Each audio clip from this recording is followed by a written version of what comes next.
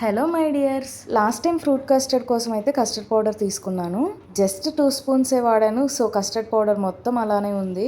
So ఆ custard పౌడర్తో ఏదో ఒకటి చేయాలి అని ఫిక్స్ అయ్యా. యూట్యూబ్ని అడిగితే కొన్ని రెసిపీస్ అయితే సజెస్ట్ చేసింది. వాటిలో ఒకటి నేను సెలెక్ట్ చేసుకున్నా. మన సురేంద్ర గారికి డిజర్ట్స్ అంటే చాలా ఇష్టం. అందుకే తన కోసం ఈ బ్రెడ్ కస్టర్డ్ పుడింగ్ అయితే ట్రై చేశా. ప్రొసీజర్లోకి వెళ్తే ఫస్ట్ టైం చేస్తున్నా, టేస్ట్ ఎలా ఉంటుందో తెలియదు కాబట్టి 1/2 లీటర్ మిల్క్ తీసుకున్నా.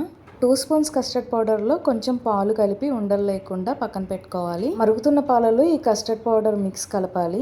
బాగా మరిగించుకున్న తర్వాత ఆఫ్ చేసి పక్కన పెట్టుకోవాలి.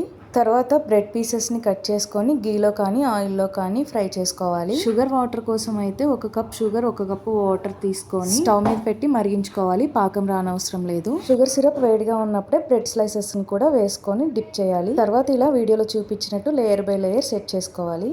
టేస్ట్ అయితే చాలా బాగుంది. Do follow for more.